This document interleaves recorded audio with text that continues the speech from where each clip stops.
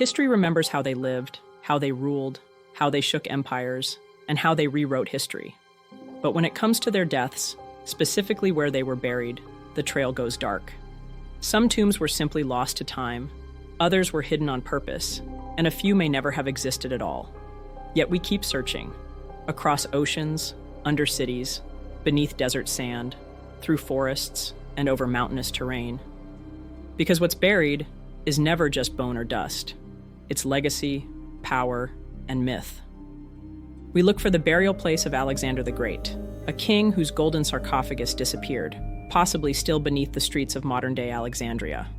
Next, we search for the grave of Mozart, the musical genius whose simple grave was seemingly erased. We chase the burial site of Attila the Hun, the warlord sealed beneath a river, buried with iron and blood. We hunt for the lost tomb of Cleopatra, Egypt's last queen, who might lie submerged under the sea or beneath a ruined temple. Lastly, we follow clues about the whereabouts of Genghis Khan, the emperor who erased his own grave from the earth, leaving behind a mighty empire, but no epitaph. These are the tombs we cannot find. Not because we haven't looked, but because it's possible some were never meant to be found.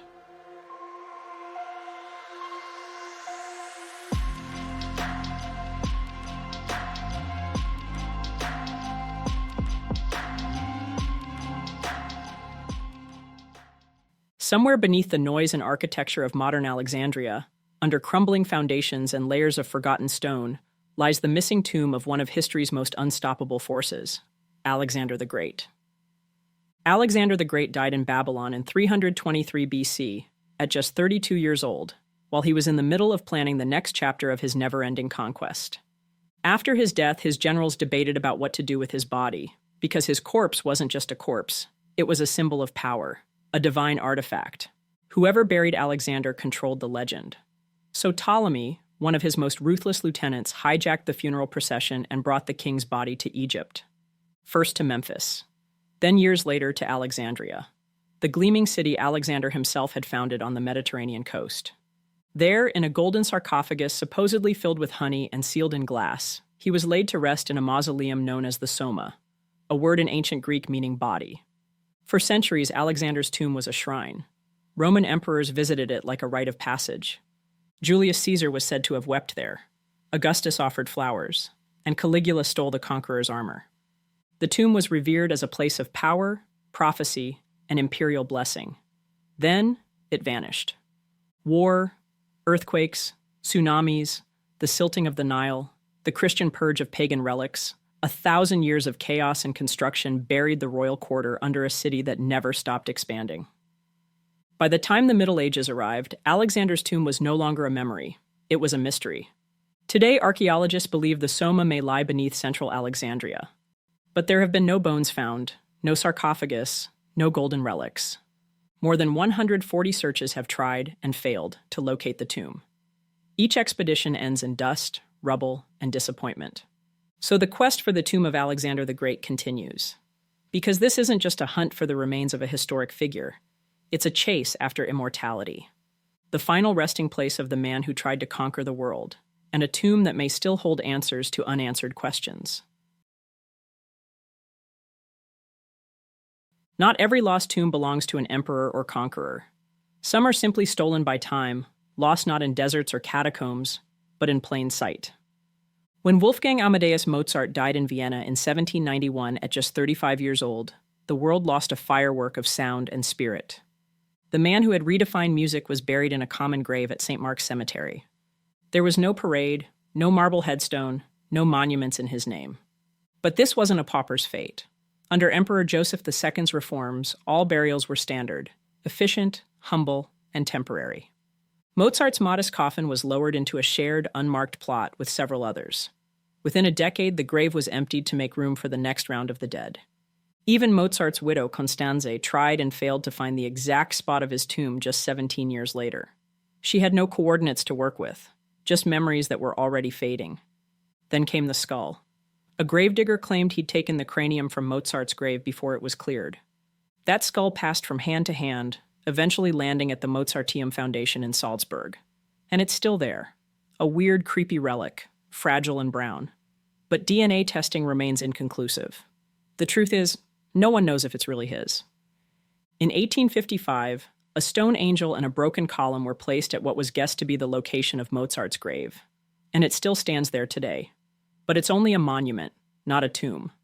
Mozart's music is still relevant today, played in cathedrals, movie theaters, even video games. But his grave is gone. No sarcophagus, no shrine. The final note of his life remains unheard. In the twilight of the Roman Empire, one man became its waking nightmare.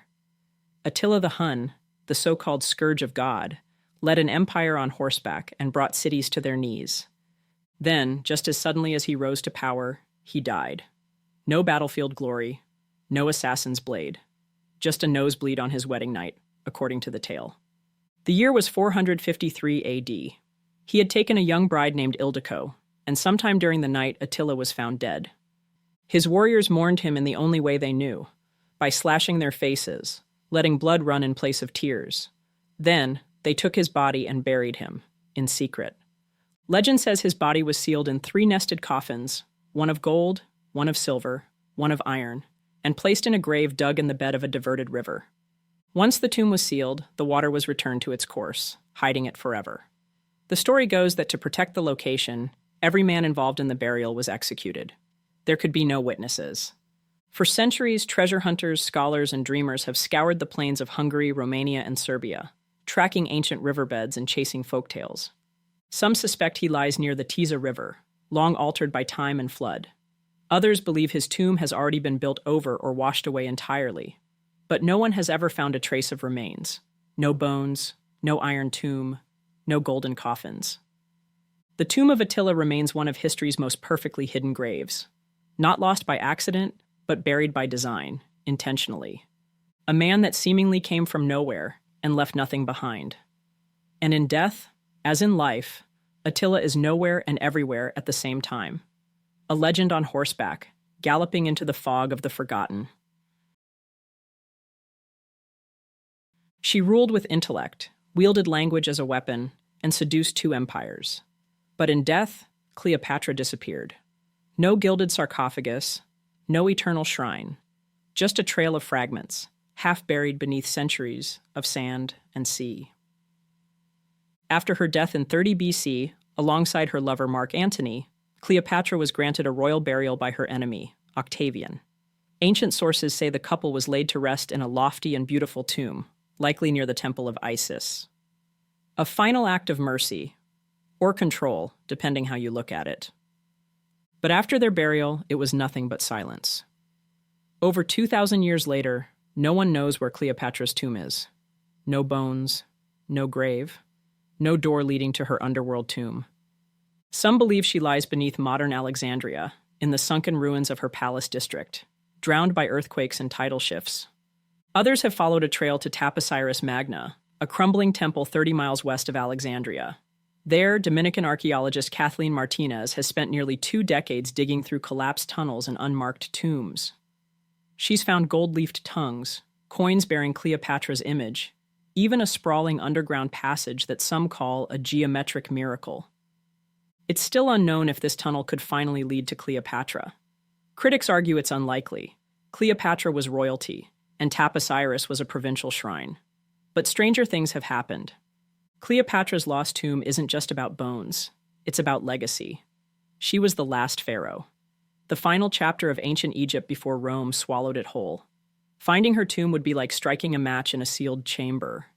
It would throw new light on an empire's end. Until then, we keep looking, and the Queen of the Nile waits, wherever she may be. He conquered more land than any man in history. Cities fell, kingdoms vanished. His empire stretched from the Pacific to the Caspian Sea. But when Genghis Khan died in 1227, he disappeared completely, by design. No monument, no pyramid, no carved stone or sacred flame. The accounts are brutal and precise. After his death, likely from illness or injury, his body was carried back to Mongolia. Somewhere in the Khenti Mountains, near the sacred slopes of Burkhan Khaldun, he was buried in an unmarked grave. Then the earth swallowed him. To preserve the secret, the Mongols went to extremes. Rivers were diverted over the site. Thousands of horses stampeded the soil to erase the trail. Soldiers killed the gravediggers. Then those soldiers were killed. Legend says 1,000 people died to make Genghis Khan's tomb disappear. The site became a forbidden zone called Ik-Korig, the Great Taboo. For centuries, it was sealed off from the world. Only the royal elite and a warrior clan called the Darkhad could enter. Even during Soviet rule, access was banned. In recent decades, technology tried to break the curse. Archaeologists and explorers have scanned the area with drones, satellites, and ground-penetrating radar. Some claim they've found anomalies, possible burial mounds, strange formations, but nothing definitive. No excavation has ever confirmed the tomb. Mongolia treats the land as sacred. Digging is taboo. And so Genghis Khan remains the most successful disappearing act in human history. A man who reshaped the globe, then ensured no one could ever stand over his grave. Some mysteries don't leave behind any evidence. Instead, they leave behind absence. Entire groups of people, sailors, soldiers, passengers, swallowed by sea, sand, and storm. How does a merchant vessel stay afloat for weeks with no one aboard? How does an army of 50,000 men vanish into the desert? How does a steel steamship disappear without a single piece of wreckage? How does a battle-hardened Roman legion walk into history and never return? And how do 3 men go missing from a lighthouse, leaving nothing but a bizarre logbook and an unlocked door? In this episode, we explore 5 disappearances, separated by oceans, centuries, and civilizations. These are stories of ships that never made port, soldiers who never came home, lights that went out and were never turned back on. This is part 2 of 5 most mysterious mass disappearances in history on Fireside Unsolved.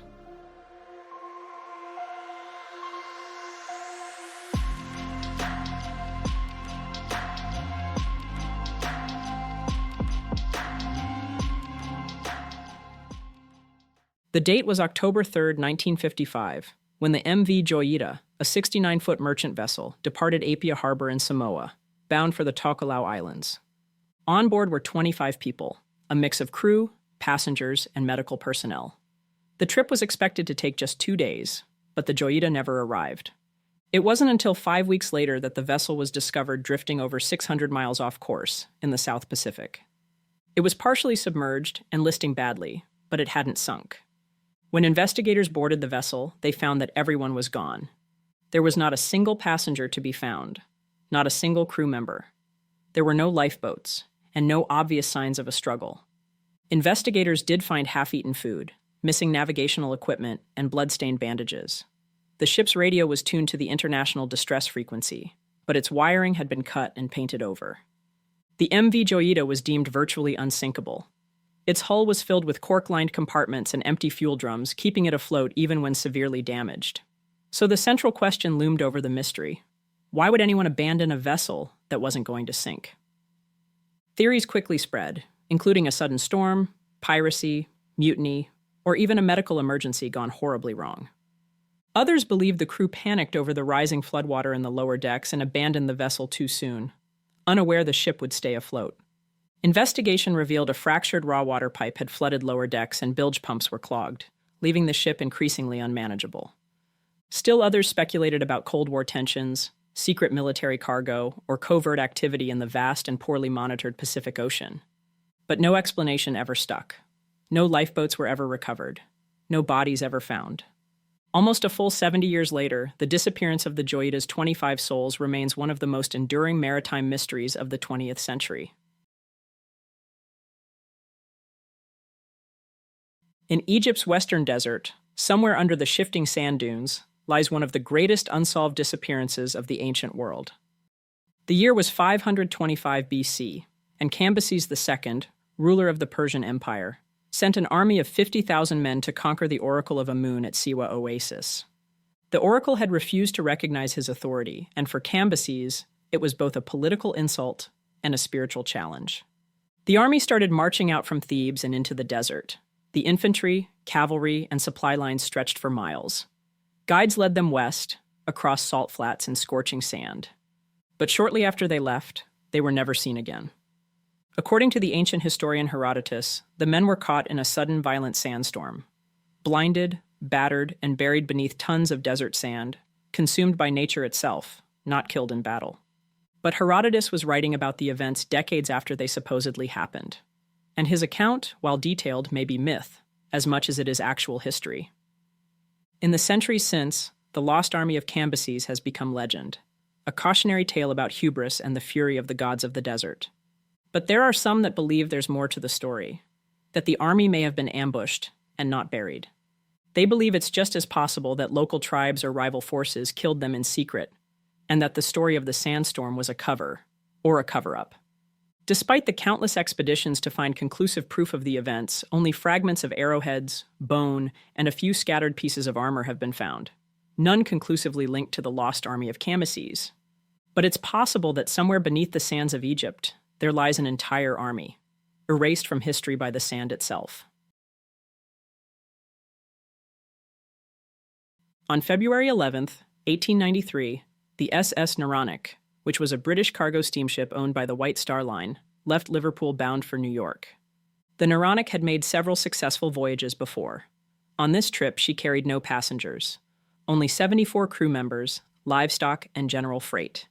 She was considered modern for the time, safe, and built to endure the roughest North Atlantic crossings. She was equipped with lifeboats and deemed practically unsinkable under normal conditions. But shortly after leaving Liverpool, she vanished. No distress calls were made, no debris was found, no survivors located. But within weeks of her disappearance, bottles began washing ashore. Inside were messages, written by trembling hands, and allegedly from her crew. SS Naronic is sinking. All hands lost. We are going down. No help in sight. Tell my wife goodbye. The notes were unsigned. Some doubted their authenticity. But for families waiting for any sign of their loved ones, they were all that they had left. Investigations followed, and some suspected an iceberg strike, eerily similar to what would later doom the Titanic, another White Star vessel. Others pointed to a sudden storm or structural failure, possibly worsened by her heavy cargo of livestock. There were whispers, too, of sabotage, even a fire in her hold, but no evidence ever surfaced. The North Atlantic had swallowed the Naronic whole. No wreck has ever been found, and no bodies have ever been recovered. The SS Naronic is more than a maritime mystery. It's a reminder of how the ocean continues to hold secrets that it won't give up easily.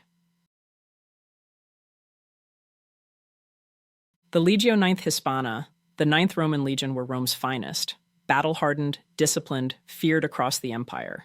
They had fought in some of the bloodiest campaigns of the ancient world, from the heat of Hispania to the icy frontier of Britannia.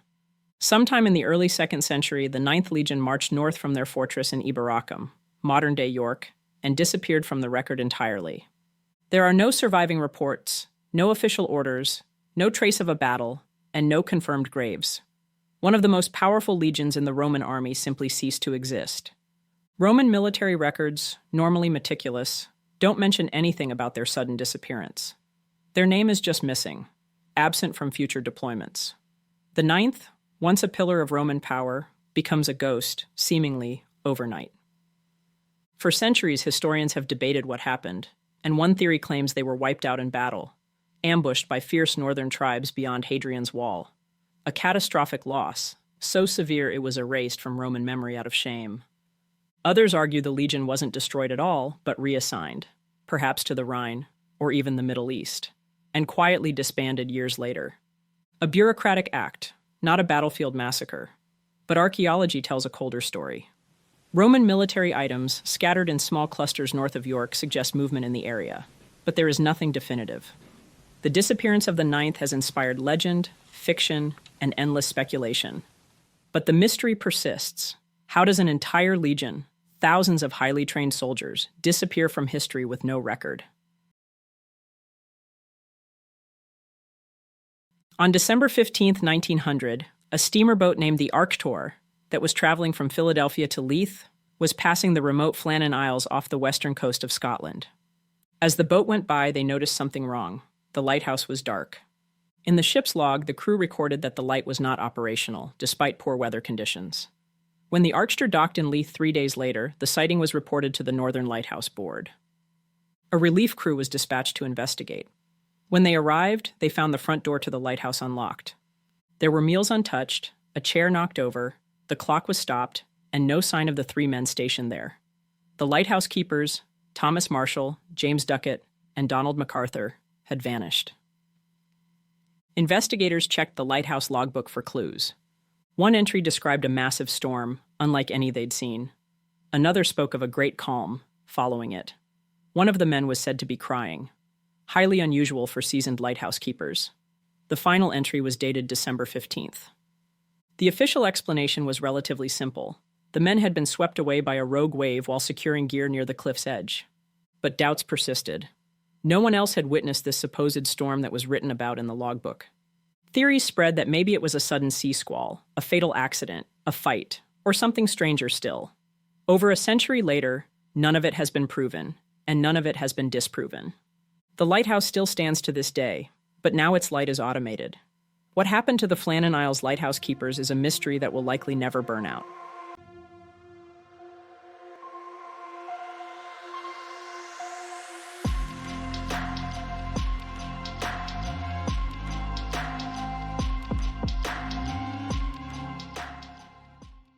In Jean-Paul Laurent's haunting painting, Le Pape Formose et Étienne VI, we witness one of the strangest and most unsettling moments in history, a trial where the defendant is already dead. The painting shows a quiet, grim courtroom. At its center sits a decaying corpse dressed in the robes of a pope. This is Pope Formosus, who had died months earlier. And yet there he is, literally dragged from his tomb to stand trial. In front of him, the new pope, Stephen VI, points an accusing finger. He is furious, almost unhinged, as if berating the dead man might somehow change the past. Even crazier, this event really happened. In the year 897, Pope Stephen VI held what is now called the Cadaver Synod. For reasons tied to politics, power struggles, and personal grudges, he had the body of his predecessor dug up, dressed in papal garments, and put on trial in a real court. Bishops sat in silence, forced to take part in this gruesome display. A deacon even stood beside the corpse to answer questions on its behalf. At the end of the trial, the dead pope was found guilty, stripped of his titles, and thrown into the river. It's hard not to think of Formosus, a lifeless skeleton, as a symbol of more than just one man. He becomes a representation of the past, of a truth that can't defend itself. The painting is not just strange, it's deeply unsettling. It shows what can happen when power is abused and when justice is twisted. It's what can happen when people let fear or revenge drive their decisions. Even though this painting was created in 1870, it still speaks today. Over 150 years later, it's a haunting reminder of how dangerous it can be when those in charge use their authority to try and rewrite history. It doesn't blink, it doesn't breathe, it just stares. Ken Curry's Gallowgate Lard is not a painting you view. It's one you experience. A close-up of a face, pale and waxy, pressed against darkness. The eyes are hollow, almost absent. The mouth is set in a grim, crooked smudge, stained faintly red, just enough to make you uneasy. The skin is mottled, slick, ghostly, like it's been drained of blood or pulled from cold storage, and there's no background. No setting, no body, only the face, floating and watching. This is a self-portrait, but not in the traditional sense. Curry doesn't show us himself as he is. He shows us what he fears, what he imagines he could become. The image he painted was what he suspects may already be there, waiting behind the mirror. The effect is chilling not because it's grotesque, but because it's strangely human. It straddles the edge of life and death, sanity and collapse. The closer you look, the less you want to. Curry is known for his darker works on mortality, illness, and the human condition, and Gallowgate Lard may be his most personal descent into those themes. The title references Gallowgate, a gritty working-class district in Glasgow, where survival and struggle are part of the landscape. Lard hints at grease, flesh, decay, but also preservation. This isn't just about death. It's about what sticks to us long after life has done its damage. What makes the painting so haunting is its ambiguity. Is this a death mask? A medical specimen? A man eroding in real time? Curry offers no answers. Only the presence of a face that looms in the dark like a memory you've tried to forget. Like a figure from sleep paralysis that lingers long after you've woken up. Gallowgate Lard dares you to confront it. It's not a painting of fear. It is fear. Distilled, silent, and staring back. At first glance, the crying boy seems simple, even sentimental. A young boy around 5 or 6 years old stares out from the canvas. His cheeks are flushed. Tears streak down his face. His clothes are plain. His eyes are deep, sorrowful, too old for his age. The background is empty, giving no context for his sadness.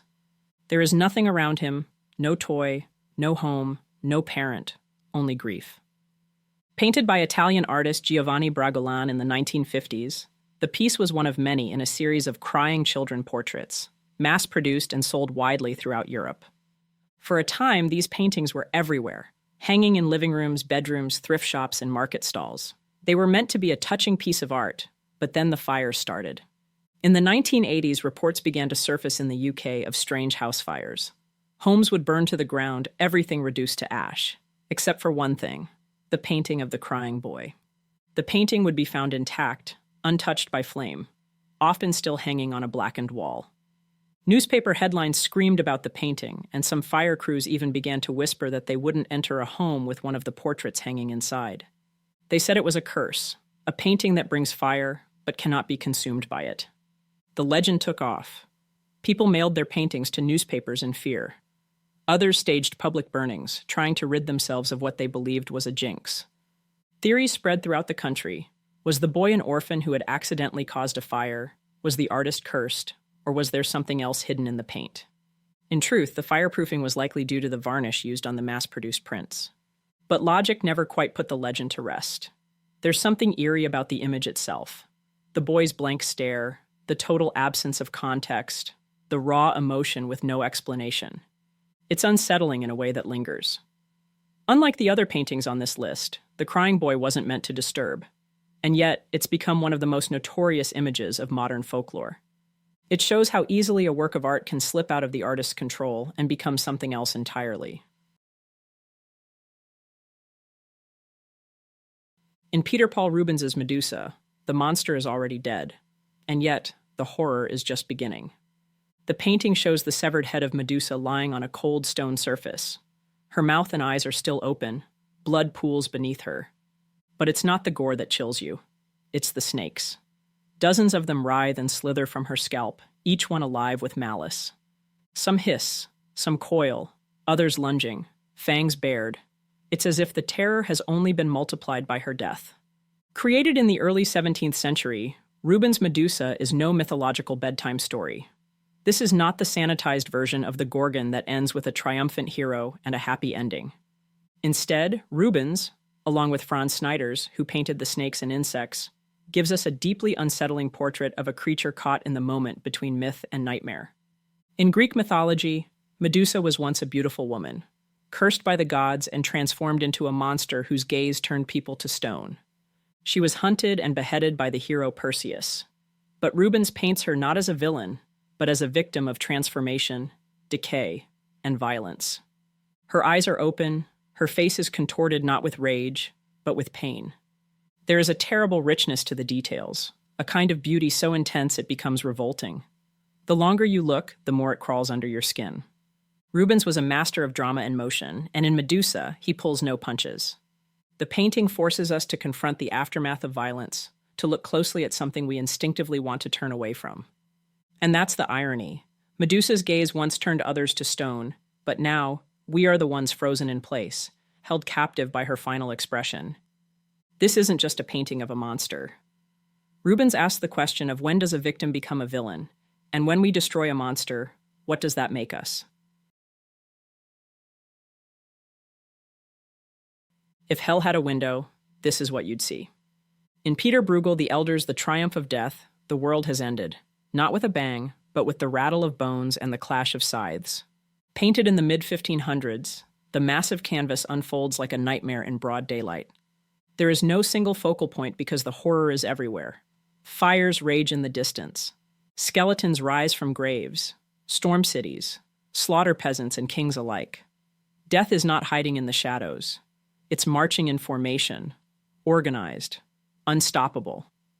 Unlike more symbolic medieval paintings of death, Bruegel offers no comfort, no path to salvation. Everyone is fair game. Soldiers, monks, farmers, nobles, all fall. Even the landscape is dying. Forests chopped down, oceans darkened, the earth scorched and barren. There is no escape. This isn't a painting, it's a reckoning. Bruegel created this work during a time of war, famine, and plague in Europe. His audience would have known these horrors firsthand. But instead of showing death as a distant moral lesson, he turned it into a chaotic, overwhelming force, one that mocks human pride, wealth, and ritual.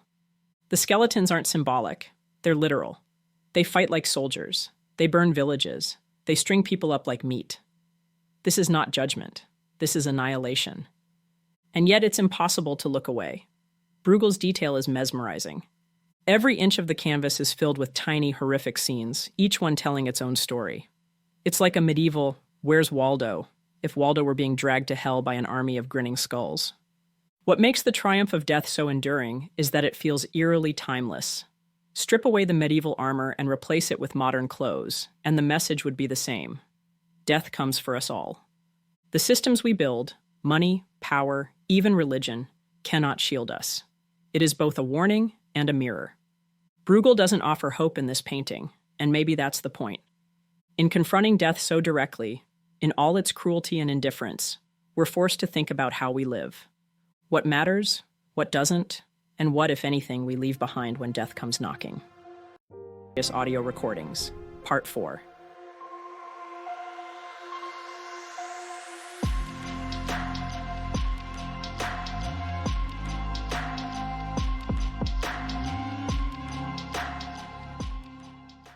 The story of Ruth Price starts in an emergency dispatch call center. Calls came in about domestic disputes, vehicles stolen, and petty theft. But then an operator answered a call that shook her, and the internet, to their core. On the other end of the line was an elderly woman. She sounded rattled.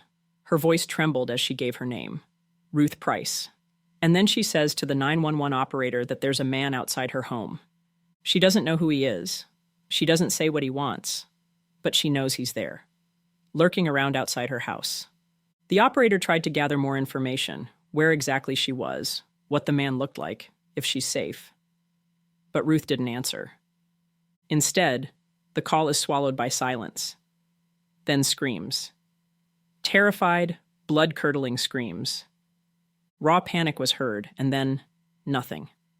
The line goes dead, and Ruth Price is gone.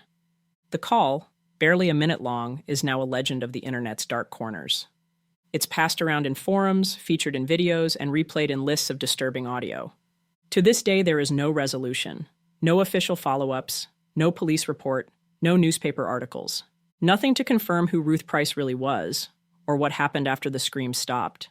Some claim the call is real, the tragic recording of a woman murdered while help was still on the line. Others suggest it's an old training tape, designed to simulate the kind of emergency no dispatcher ever wants to face. But no one can say for sure. No problem, ma'am. Oh, well, there's some guy been checking the place out. How? Well, he went in the back. I have an apartment in the back, and he said he was looking for a guy. And he comes to my door, and yeah, and said he's looking for an apartment. So I live alone, and I'm an old lady. Mm-hmm. Where is he now, ma'am? I don't have no idea.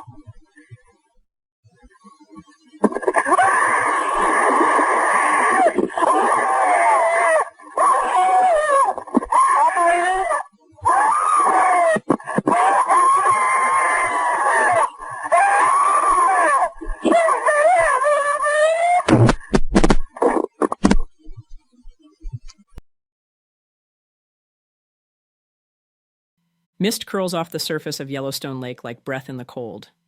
Campers stir beside the fire, coffee brewing, birds chirping, the forest still half asleep.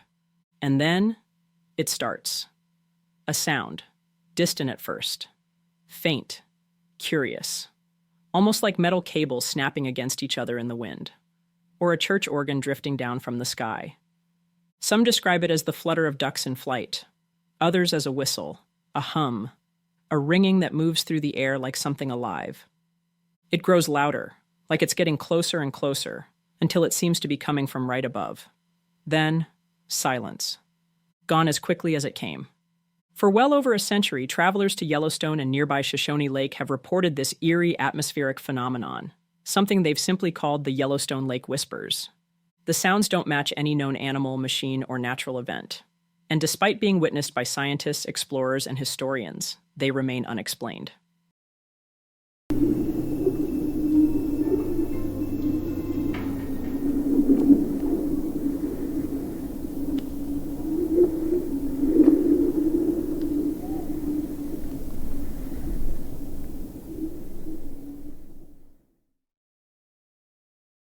In 1895, engineer Hiram M. Chittenden described the sounds in his book, The Yellowstone National Park. They seem to occur in the morning and to last for only a moment. They have an apparent motion through the air. They resemble the ringing of telegraph wires or the humming of a swarm of bees.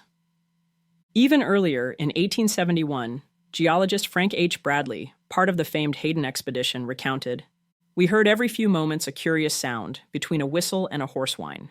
It became clear gusts of wind were passing overhead, though the pines below didn't stir at all." In every account, it's the same impossible contradiction, a sound that moves without anything obviously causing it.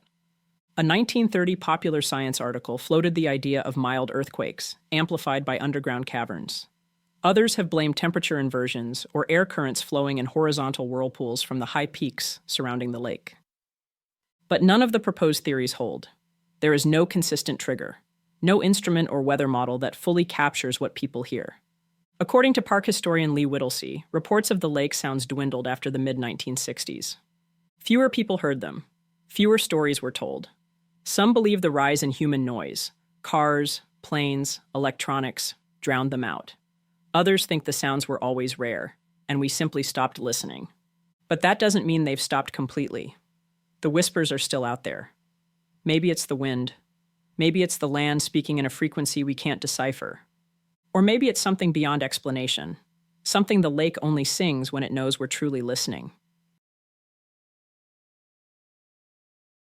In the far reaches of Xinjiang, China, where the desert stretches and wind carves the earth into twisted, surreal shapes, there is a place the locals fear to name casually. They call it Mogecheng, the City of Devils. At first glance, it's a barren expanse of bizarre rock formations, wind-blasted towers, and ancient cliffs. It looks like a forgotten ruin, the skeletal remains of a city swallowed by time. But there's no evidence of ancient civilization here. No ruins, no roads, just stone, silence, and stories. And then, the sounds begin. Visitors to Mogecheng report a phenomenon as strange as any on Earth. When the winds shift just right, the air fills with music, but not the kind played by human hands. It starts softly, like the gentle strum of a guitar, floating from nowhere, echoing off the canyon walls. Then it changes, a chorus of weeping, or the sudden scream of a baby, carried by a wind that seems to come from every direction and nowhere at once. No source, no pattern, no explanation. Sometimes the sounds are melodic, soothing even. Other times they're raw and human, filled with anguish or dread. Some travelers have turned back immediately, too unsettled to continue. Others pressed on, only to be haunted by the memory of what they heard. There are no villages nearby, no animals that could mimic what's been described. And the rock itself, smooth, worn, empty, offers no clues. Scientists, when asked, suggest a rational cause: acoustic reverberation. The peculiar geography of Mogecheng, its ridges and wind corridors, might shape and twist sound in ways we don't fully understand. What we hear, they say, might be wind filtered through rock, stretched into haunting tones by natural architecture. But that doesn't explain the crying, or the music, or the sensation many visitors report, that the sounds feel directed, intentional, alive. Others believe something older is at work, that Mogecheng is cursed, or sacred, or both. Some legends whisper that this desert was once a place of great betrayal and bloodshed, that the wind carries the pain of a forgotten people. Others say the sounds are echoes from another dimension, a place where past and present bleed together. There are no recordings that capture the full experience. No one has mapped or predicted when the sounds will appear, but those who've heard them remember them forever. And in that silence between gusts, when the music fades and the screams stop, you're left with a single chilling thought. Maybe the devil didn't just build Mogacheng. Maybe he still lives there. In 2006, scientists at NASA, using a specialized instrument called ARCADE, short for Absolute Radiometer for Cosmology, Astrophysics, and Diffuse Emission, made an incredible discovery. They were scanning the early universe, listening for faint signals from the first stars and galaxies. Instead, they heard something else. A roar. A massive, low-frequency sound, 6 times louder than anything they expected. It wasn't a spike, and it wasn't a glitch. It was a constant, all-encompassing cosmic hum. The researchers were stunned. This wasn't the whisper of distant stars. It wasn't background radiation from the Big Bang. It wasn't man-made interference. It was something else. Something no one could explain. Dr. Alan Kogut, lead scientist on the project, described it like this. It's not coming from any known radio source. It's louder than all the galaxies combined. We don't know what's causing it. They called it the space roar. Imagine the deepest reaches of space, thought to be cold and quiet, screaming with an invisible sound we can't even hear without specialized instruments. A sound that doesn't fit any model of known physics. A roar with no mouth, no motion, no clear origin. Theories poured in. Some suggested a previously unknown population of radio galaxies, but none were found. Others speculated about dark matter interactions, cosmic inflation remnants, or even unmapped energy from the formation of black holes. Nothing fit. The instruments were tested, retested, and confirmed. The roar was real. It still is. And its source remains completely unknown. This isn't just a mystery. It's a problem, because this background roar is so loud, it's drowning out the very signals scientists are trying to find. The earliest light in the universe, the fingerprints of creation itself. It raises a question far beyond science. What else is out there, and what force could shake the very fabric of the cosmos with sound that should not exist? The space roar isn't a glitch in the system. It's a message we don't yet understand. A broadcast from the unknown. In the shadows and silence of the Cold War, beneath the Arctic ice and the dark waters of the North Atlantic, Soviet submarines prowled in search of enemies. But what they found instead was something they could only hear. They called them quackers. Strange rhythmic noises echoing through the sonar systems of Soviet naval crews, sharp staccato pulses, described as sounding like ducks quacking underwater. The signals were clear, unmistakable, and completely out of place in the otherwise empty ocean depths. At first, Soviet commanders believed they were listening to secret Western sonar or advanced submarines, new NATO technology they hadn't yet identified. But something was wrong. The sounds didn't behave like machines. They would appear suddenly, follow the submarines for a time, sometimes even matching their speed, and then disappear just as quickly. They could change direction on a dime, travel at speeds far beyond any known torpedo or vessel, and even seem to playfully circle the Soviet crafts. Naval records confirm the quackers were detected consistently throughout the 1970s and 80s, especially in the Barents Sea, the Norwegian Sea, and near the Greenland-Iceland-UK gap, key strategic choke points. And yet no Western technology could explain them. Not then, and not now. No official source has ever claimed responsibility. No submarine has been identified. And no known marine life, sonar anomaly, or acoustic mirage matches the quackers' behavior. Some scientists have suggested they could be giant squids, unknown deep-sea whales, or even migratory fish schools interacting with sonar in strange ways. But these explanations fall apart under scrutiny. Nothing biological behaves quite like what was reported. And there's something else. The quackers were never recorded. The sound was only ever heard live, by trained sonar operators, passed along in naval logs and classified reports. A sound that can't be replayed, only remembered. After the Cold War, the reports dwindled. Some say it's because Soviet submarines became less active. Others believe the phenomenon moved deeper, or simply stopped following us. To this day, the quackers remain one of the great unsolved acoustic mysteries of the ocean, an echo from the deep that haunted even the world's most advanced militaries. And in the darkest depths, where sonar pings bounce endlessly into the black, something may still be listening.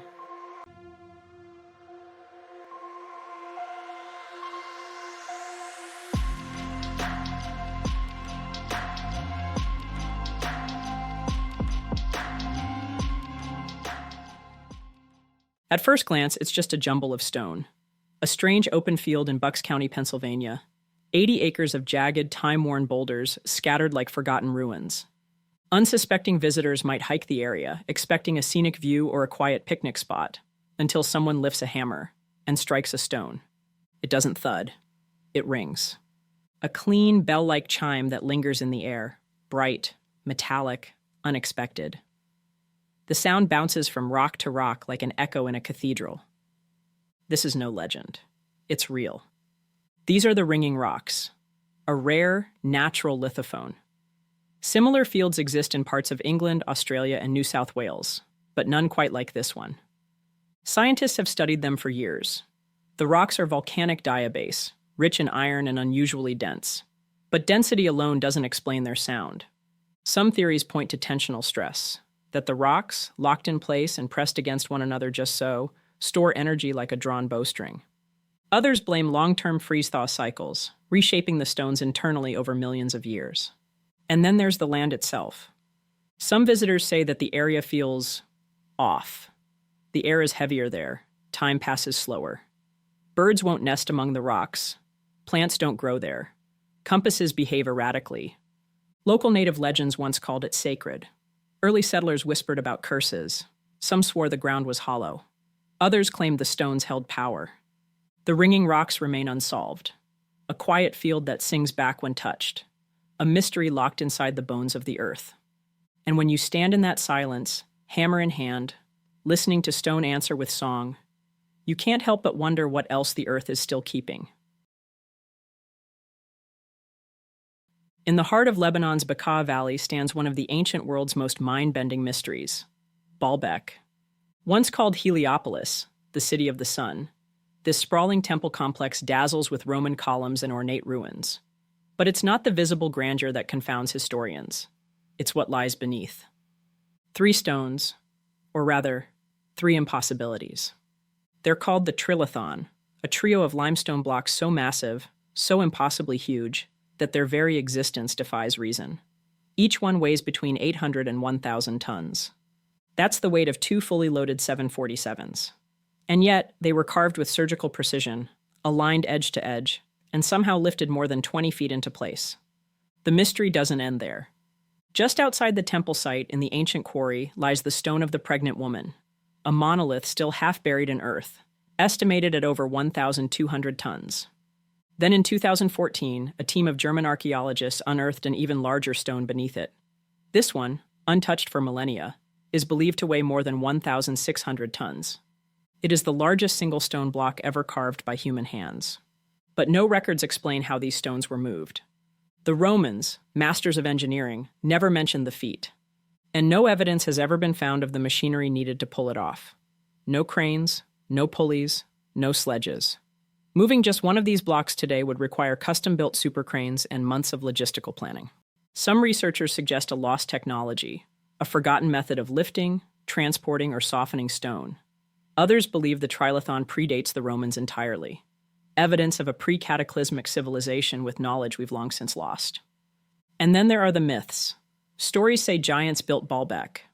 Others claim the platform was created by the Anunnaki, sky gods from Mesopotamian legend. Alien beings who descended to Earth and needed a launch pad for their return. Today, Baalbek remains a place of worship and of wonder. We know the names of the gods. We've cataloged the architecture. But these stones are still a mystery. In the heart of the Arabian desert lies a forgotten oasis, a place called Taima, once a thriving crossroads of ancient trade, power, and prophecy. And buried beneath its shifting sands, archaeologists discovered something astounding. These are the Taima stones, massive inscribed tablets etched with texts in Aramaic, Akkadian, and Proto-Arabic, carved with astonishing precision into slabs of sandstone and basalt. But it's not just the language that captivates. It's the story they tell. Among these inscriptions is a name that sent shockwaves through the world of ancient history. Nabonidus, the last king of the Neo-Babylonian Empire. These stones suggest something long debated, but never confirmed. That this powerful ruler abandoned Babylon and fled to the oasis of Taima. According to the inscriptions, Nabonidus didn't just visit. He lived there, built temples, and made offerings to foreign gods. In one carved decree, he commands that locals worship the moon god Sin, a deity far from the traditional Babylonian pantheon. It's a staggering moment in recorded history. A king renouncing the capital of his empire, turning his back on Marduk, and rewriting the religious order. Why did he leave? What was his reason? Some say divine visions. Others whisper of political upheaval or creeping madness. But the Tema stones don't offer answers. They offer statements, etched in stone and left to be interpreted millennia later. Their language is clear, but their intentions remain murky. One stone, nearly 6 feet tall, speaks of building projects, tribute, and divine favor. But another, more damaged inscription hints at conflict, dissent, and possible exile. Was Nabonidus a spiritual reformer, or a dethroned ruler hiding in the desert? Was Tema his sanctuary, or his prison? After his stay in Tema, Nabonidus vanishes from history. Not long after, Babylon falls to Cyrus the Great of Persia. The Tema oasis eventually recedes into myth, but the stones remained. Today, several Tema inscriptions are housed in the Louvre Museum, far from their original home. Others remain on site, guarded and studied, but still only partially understood. They are like echoes of a time when kings could vanish into the desert and leave only stone to tell the tale. Before the modern world began to dig beneath the surface of Earth, before geology, archaeology, and carbon dating, there were the thunderstones. Scattered across ancient landscapes, buried in fields, unearthed in riverbanks, found on top of mountains, these strange chiseled stones were seen as gifts from the gods, or warnings from the heavens. To those who discovered them, they were not tools from a forgotten time. They were weapons hurled by lightning itself. Peasants, kings, and priests believed these mysterious, often axe-shaped stones had fallen from the sky during thunderstorms. They were called thunderstones in Europe, sky axes in Asia, and lightning rocks across parts of Africa and the Americas. Their discovery often coincided with some cosmic event: a storm, an eclipse, a fire in the sky. To touch one was to hold a fragment of the divine, but what were they really? Centuries later, science gave them a new name: Neolithic hand axes, flint tools, prehistoric artifacts. They were the early tools of early humans, shaped and sharpened for survival. Some date back tens of thousands of years. But to the people who found them long after they'd been forgotten, the idea of ancient civilizations wasn't even a concept. So the explanation became myth, and the myth stuck. In parts of medieval Europe, thunderstones were nailed above doors to ward off evil and protect homes from lightning strikes. Farmers in India believed they could protect crops from drought. In China, they were ground into powder and used in medicine, thought to cure ailments brought on by angry spirits. Even as late as the 18th century, educated scholars argued fiercely over their origins. Were they naturally formed during lightning strikes? Were they evidence of a great flood? Or were they, as one theory suggested, weapons dropped by angels in a war between heaven and earth? Today, thousands of thunderstones sit in museum drawers, cataloged, dated, and labeled as hand axes. But a few still rest in forgotten drawers, family heirlooms believed to carry luck, or curse, or cosmic weight. They're remnants of an era when myth stood in for memory, and when a sharp piece of flint wasn't just a tool, it was a message from a storm. For centuries, it haunted kings, alchemists, and scholars. A legendary substance whispered about in candlelit laboratories and hidden texts. It was said to hold the power to transform lead into gold, to grant eternal life. They called it the Philosopher's Stone. Not a single stone, but a concept, an artifact, a lost technology, perhaps even a physical material that once existed and then vanished. Somewhere between science, spirituality, and sorcery. The idea of the Philosopher's Stone didn't begin with Harry Potter or fantasy novels. It traces back to early alchemical traditions, especially in Islamic, Indian, and later European schools of thought. The stone was the ultimate goal of the great work, the magnum opus, a quest not just for wealth but for perfection, both material and spiritual. Alchemists like Nicolas Flamel, a real 14th century French scribe, were said to have discovered its secrets. Legends claim Flamel successfully created the stone, gained immortality, and vanished into history with its power sealed away. Centuries later, his tomb was found empty. Others chased the stone across entire lifetimes. Isaac Newton, the same man who gave us the laws of gravity, devoted years of his life to alchemy, obsessively annotating manuscripts, convinced the philosopher's stone could be real. To men like Newton, this wasn't magic. It was undiscovered science. Descriptions of the stone vary. Some say it looked like crimson glass, glowing from within. Others claimed it was powdered red gold, a tincture that could transmute anything it touched. In some traditions, it wasn't a stone at all, but an agent, a catalyst for transformation, both physical and metaphysical. But here's where it grows stranger. Over and over, these historical records refer to the philosopher's stone not as a thing to be possessed, but as a test, a sacred object that reveals itself only to those who understand its deeper meaning. Not just the formula, but the philosophy behind it. To reach the stone, you had to become something more than human. You had to transform yourself first. And maybe that's why it was never found, because it was never just about gold or immortality. It was about the pursuit itself, about the idea that hidden in matter and mind was a secret capable of rewriting reality. Even today, long after modern chemistry has replaced alchemy, the myth of the philosopher's stone endures. Not as a joke, not as fantasy, but as a symbol of the impossible, of a truth that maybe, just maybe, was lost, rather than imagined. Could it have existed? Sure. Or it could have been the perfect illusion, bait to pull humanity closer to the edges of what's real.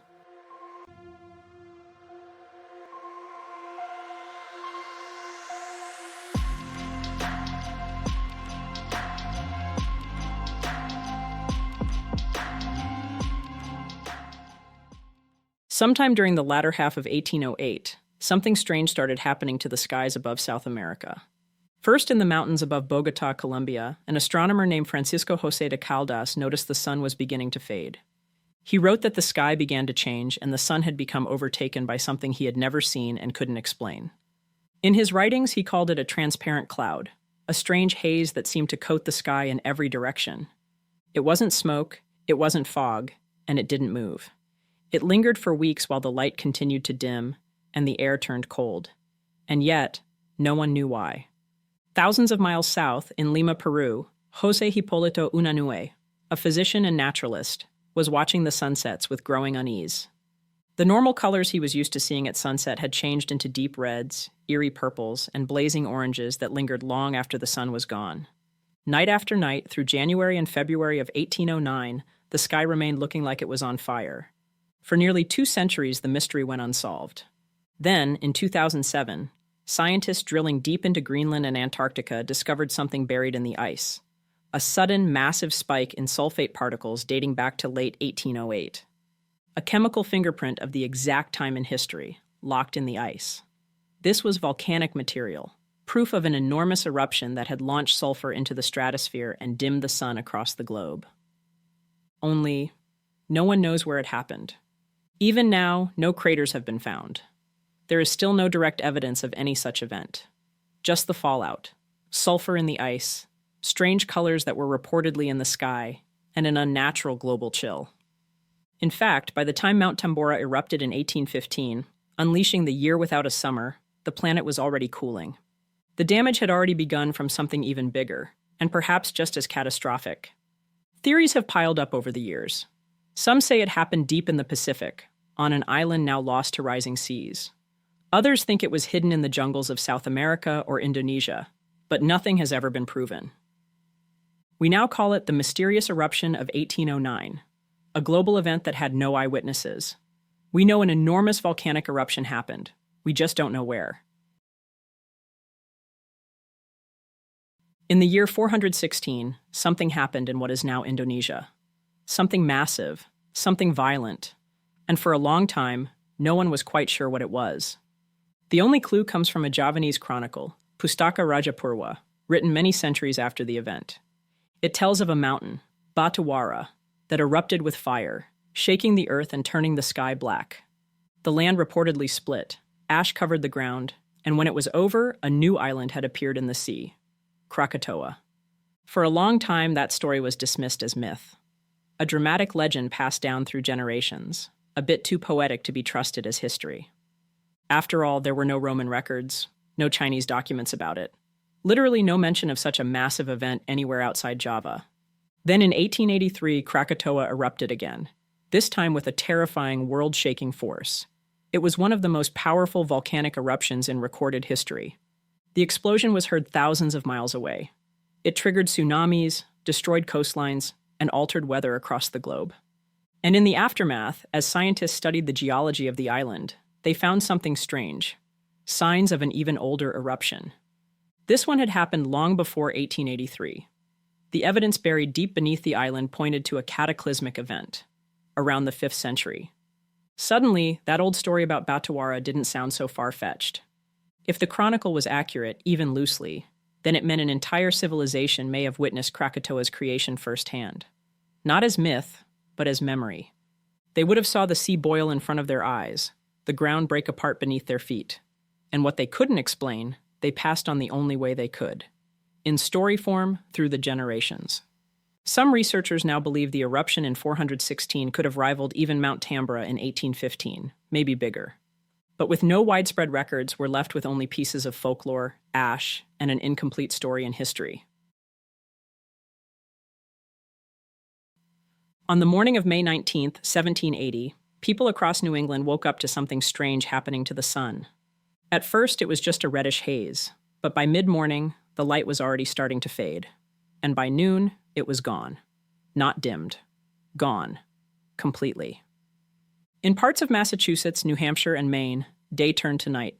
Candles were lit in kitchens, people stopped what they were doing and stepped outside to see it for themselves. It wasn't just dark, it was eerie. The birds had stopped singing, frogs started croaking, cows wandered back to their barns like it was evening, and roosters crowed as if the sun had risen again. In Ipswich, Massachusetts, everything fell quiet under that heavy sky. In Braintree, Abigail Adams wrote about a thick, smoky atmosphere and a darkness she had never experienced in her life. In Hartford, Connecticut, with panic in the air, Colonel Abraham Davenport refused to adjourn the state legislature. He told the room, "The day of judgment is either approaching or it is not. I choose to be found doing my duty." Outside it rained, but the rain was black. People collected water from barrels and found it coated with a greasy soot. Ash drifted onto rooftops and floated on rivers. Leaves were stained with charcoal. In some parts of New Hampshire, people said cinders fell like snow, stacking up 6 inches deep.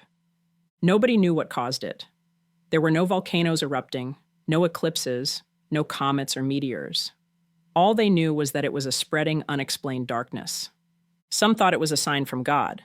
Others said the end was coming. Most people just sat quietly, waiting for the sun to come back. And then, eventually, it did. It wasn't until 2007 that scientists finally found a clue. Tree ring data from faraway Ontario, Canada, in what's now Algonquin Provincial Park, showed scars, clear signs of massive wildfires during the spring of 1780. And when researchers paired that with old weather reports, diaries, and newspaper accounts from New England, the pieces seemed to come together. So now it's assumed the events of that day were caused by an enormous wildfire, burning in what was then untamed Canadian forest. The smoke would have been carried by wind over hundreds of miles. Combined with fog and low clouds, it covered the northeast United States. There was no judgment day, no eclipse, no forgotten volcano. Just smoke, and the quiet fear of a world that didn't yet know how far fire could travel. New England's dark day wasn't the end of the world, but for a few long hours, it felt like it. It was supposed to be an ordinary Sunday. April 2nd, 1978, on Bell Island, Newfoundland, a quiet patch of land off Canada's eastern coast. A place where people knew their neighbors, where life moved slow, and where a quiet morning meant just that. But just before noon, something happened that would echo through the island for decades. Without warning, a sudden deafening blast tore through the sky. People as far as 60 miles away said they heard it, like a cannon fired straight into the air.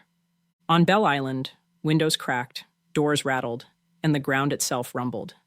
And in the small farming village of Bickfordville, the Bickford family found themselves at the center of it. Their house shook.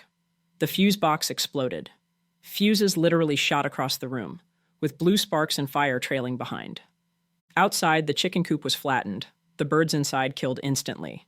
And in the snow behind the house, 3 fresh craters had appeared, each one a couple feet deep, surrounded by singed earth. Darren Bickford was a kid at the time, riding his bike down the road when it hit. He remembers it vividly. The world went quiet for a second. Then there was this blast, like a shotgun going off right next to me. A flash of light. And then the ground started to shake. He wasn't the only one who saw something strange. People across the island reported electrical damage. Blown out appliances, radios fried, wiring scorched. Some even said they saw glowing orbs in the sky.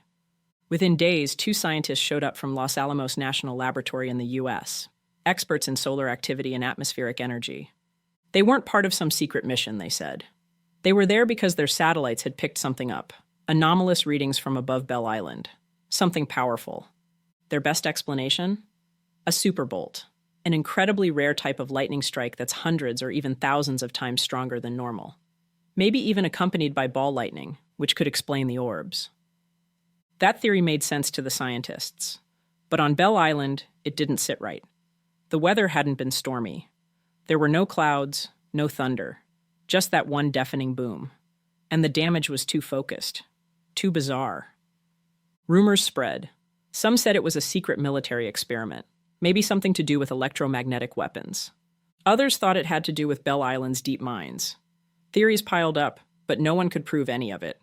The Canadian government didn't say much. No follow-up, no official investigation. Just one of those things. Today, most scientists still point to that freak superbolt. That's the official line. And maybe that's all it was. Just nature doing something rare and unpredictable. But ask around Bell Island, and you'll still hear people talk about that day like it was something more. Something that felt different, bigger, and unsettling.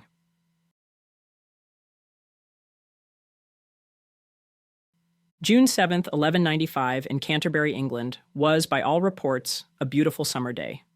No storms, no wind, just the calm rhythm of medieval life. Then something changed. From a clear sky, a dark, dense cloud rolled in, and from that one cloud, something strange began to fall. Not rain, and not ash. Gervase of Canterbury, a Benedictine monk and one of the most respected historians of his time, watched closely. And what he saw would baffle even scientists today. A strange white substance dropped from the cloud. And then it did something no one could explain. It formed into a glowing sphere. Suspended in midair, this orb hovered over the Thames, between the river and the Bishop of Norwich's lodging. And then, it moved. In Gervase's own words, written in Latin and carefully copied into his chronicles.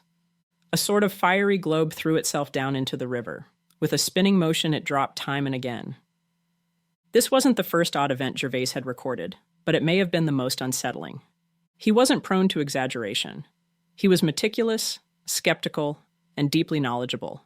His records of eclipses have since been verified to the day. So when he described what he saw, it wasn't idle rumor or fearful superstition. It was careful observation. Today, scientists believe what Gervase witnessed was likely ball lightning, a rare, still unexplained phenomenon where glowing orbs of energy appear during electrical storms, sometimes hovering, sometimes darting, sometimes even passing through walls or vanishing in water. The physics behind it remains mysterious even now. But what makes this record remarkable is that Gervase's account predates England's next confirmed case of ball lightning by almost 450 years. For a monk in 12th century England to witness, recognize, and describe such a phenomenon with that level of detail, it's not just a fascinating entry in an old chronicle. It's one of the earliest scientific observations of something that still puzzles us today. Whatever descended from the sky that day in Canterbury, Gervase wrote it down. And thanks to him, 8 centuries later, we're still wondering what it really was.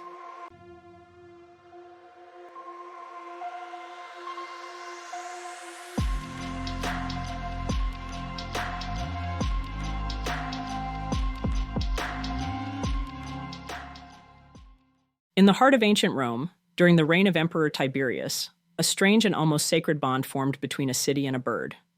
It was in the year 35, on the roof of the Temple of Castor and Pollux, where a group of ravens had made their nest high above the Roman Forum. One young raven left the nest, possibly a little too soon, and landed at a shoemaker's stall directly below. The shoemaker found it on the ground and took the bird in.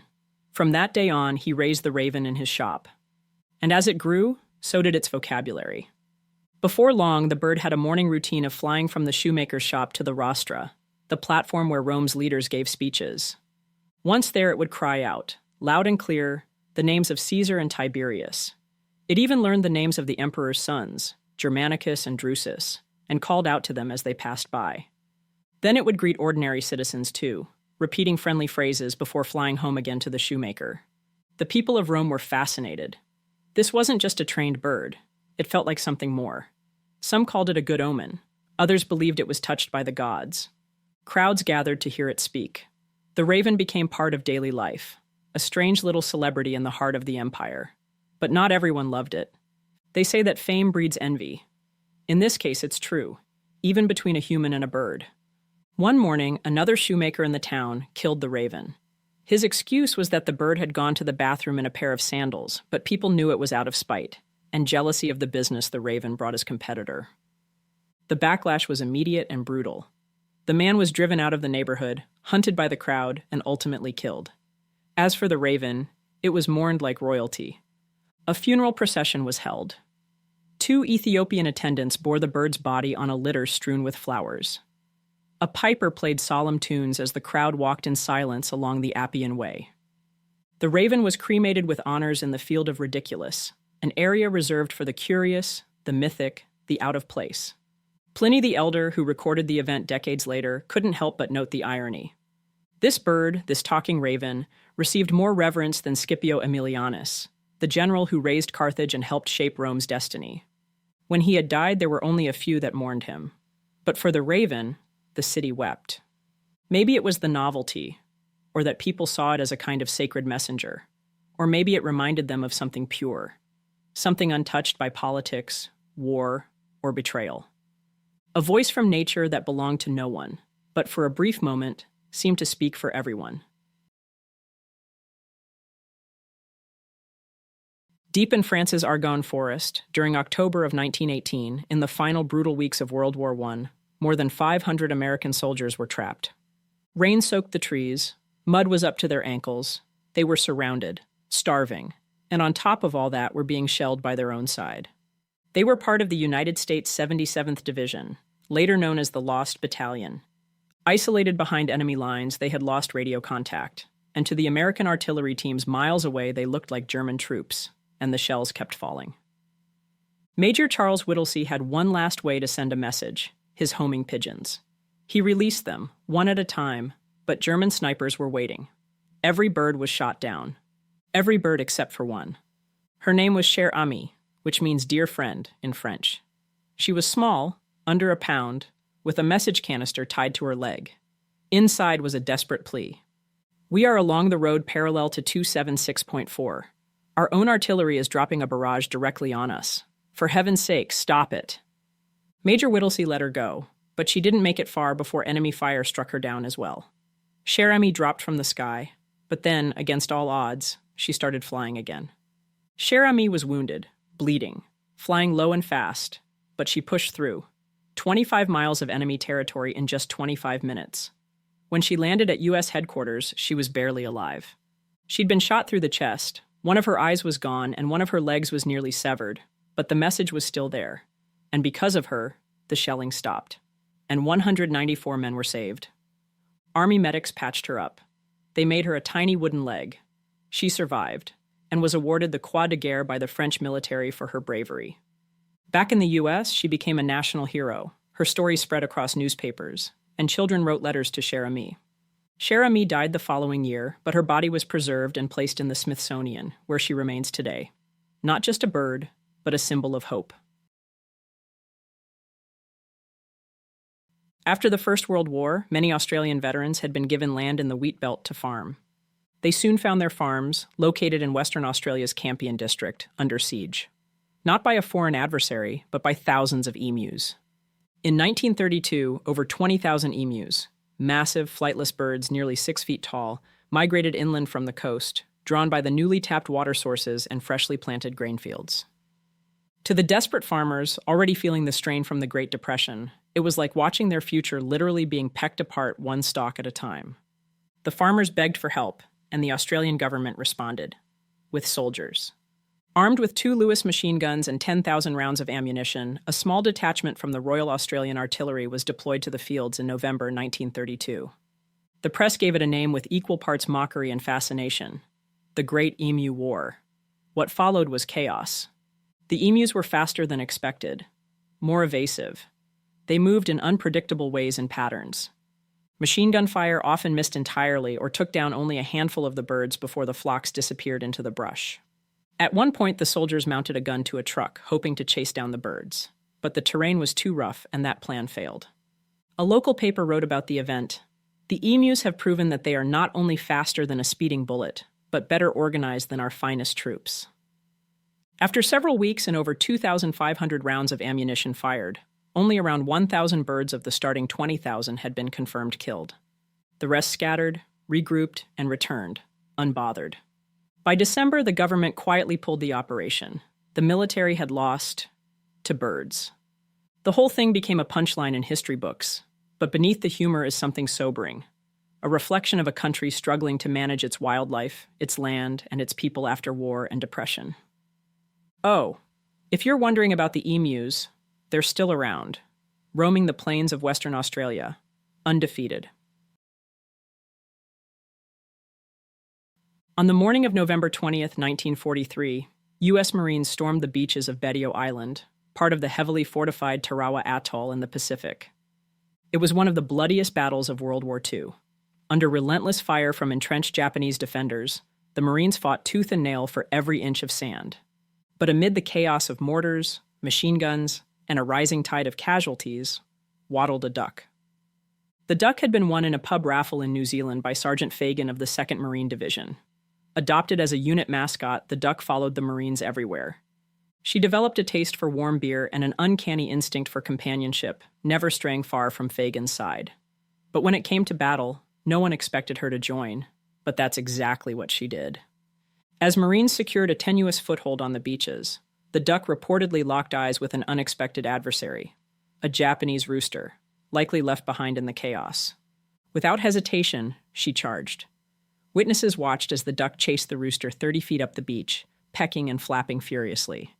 In the middle of men battling for life, amidst the blood and war, the duck's fearless attack became a legend.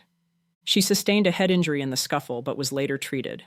The unit later awarded her a formal citation for bravery, describing her utter disregard for personal safety during fierce combat and praising her loyalty to her fellow Marines. After Tarawa, the duck sailed with the division through the Pacific. She was present at the Battle of Saipan and stormed ashore again at Tinian, where, according to Time magazine, she captured a tiny Japanese duck. When her time at war finally ended, she returned to the United States to a hero's welcome, appeared at war bond rallies, and eventually retired at Chicago's Lincoln Park Zoo. She ultimately died in 1954 of liver disease, likely from the same beer she once enjoyed beside her best friends. Today, the duck is preserved at the National Museum of the Marine Corps in Virginia. Not as a joke or a curiosity, but as a reminder of how even in war, courage comes in the most unexpected forms.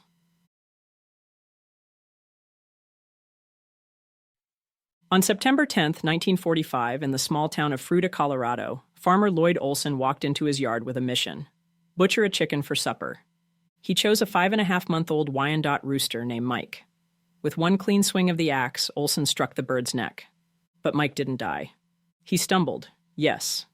But then he stood up, balanced himself, and shook himself off. He even tried to preen, peck for food, and let out a garbled crow from the bloody stump where his head had been. I like to think that at that point most people would have put the creature out of its misery. But Olson didn't. He watched in disbelief as the bird kept going. And when Mike survived the night, and then another, Olson began to care for him. It turned out that the axe had missed the jugular vein, and a well-placed clot stopped the bleeding. And most crucially, the brainstem, responsible for controlling vital functions like breathing and heartbeat, remained intact. Mike was, in every medical sense, still alive. So Olson began feeding him with an eyedropper, a mixture of milk and water, dropped straight into the hole in his neck. He gave Mike bits of corn and worms. Mike the Headless Chicken became a national sensation. He was featured in Time and Life magazines and joined the sideshow circuit, sharing billing with two-headed calves and human oddities. People paid 25 cents just to see him up close. At the height of his fame, he earned Olson $4,500 a month, the equivalent of over $60,000 a month today. He lived for 18 months after his decapitation. And then, in March 1947, while the Olsons were on tour in Phoenix, tragedy struck. Late at night in a motel room, Mike began choking. The couple had accidentally left their feeding syringe behind at a previous stop. They tried to help him. But without the tools, there was nothing they could do. In Fruita, Colorado, they still remember him. There's a statue in his honor. And every May, the town hosts a Mike the Headless Chicken Festival. Not out of morbid curiosity, but to celebrate the weird, wild resilience of one very strange bird.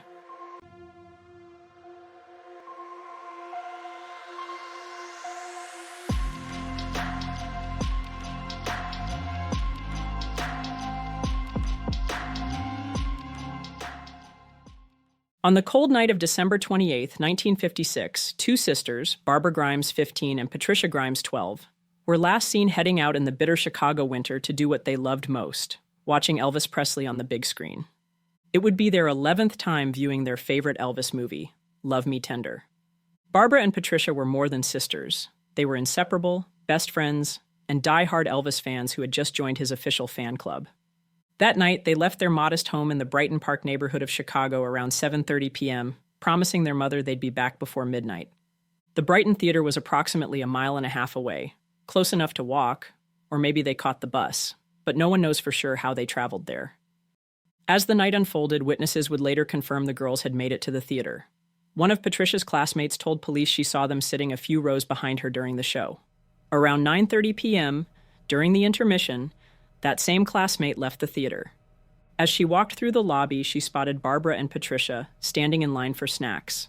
They were smiling, laughing, and in good spirits. Just two young girls enjoying a movie night, exactly where they were supposed to be. But by midnight, Loretta Grimes felt that deep, unshakable worry that something was wrong, the kind only a parent knows.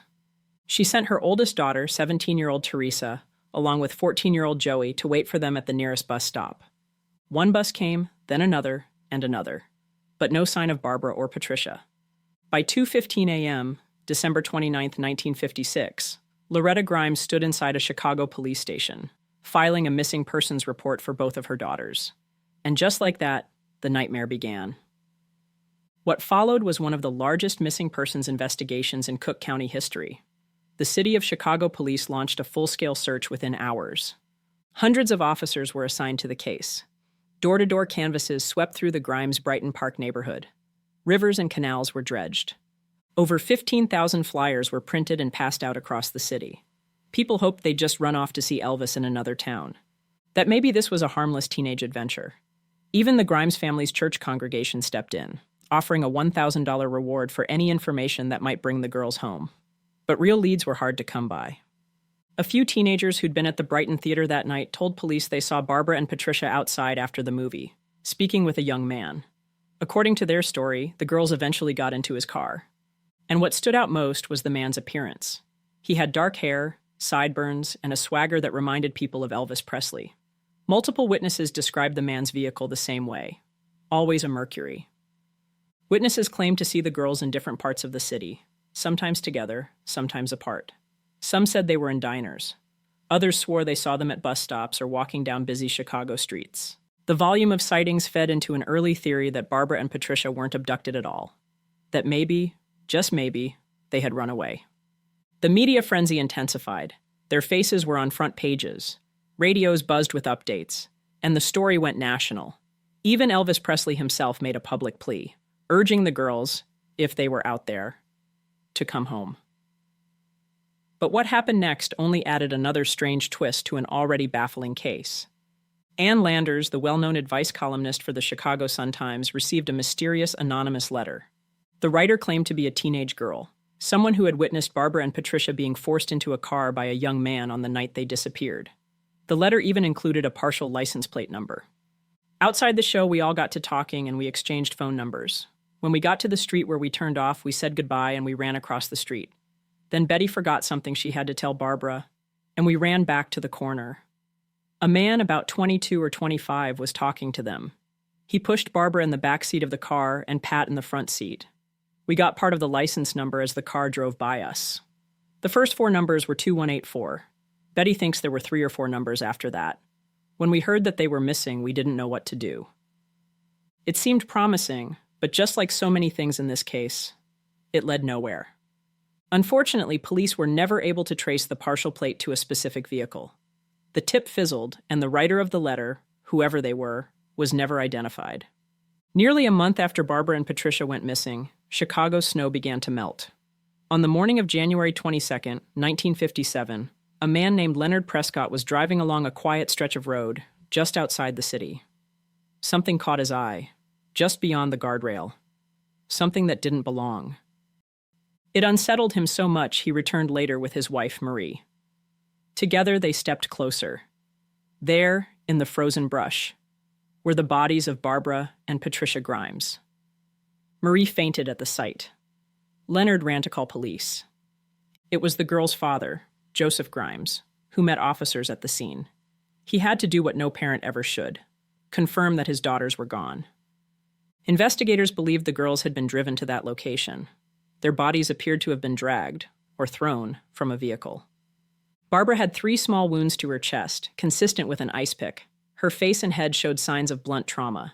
Patricia's body was bruised, severely. More than 150 officers searched the area for evidence. They found nothing. No footprints, no weapon, and no physical clues. As the years passed, there were suspects, there were theories, there were promises, but no arrests. And today, nearly 7 decades later, the murder of Barbara and Patricia Grimes remains one of Chicago's most heartbreaking and haunting unsolved cases. On the night of November 1st, 2007, 12-year-old Jaliek Rainwalker vanished from a quiet home in Greenwich, New York. The last person to see him alive was his adoptive father, Stephen Kerr, the only adult in the house that night. By morning, Jaliek was gone. Kerr claimed he discovered a handwritten note around 7:30 the next morning.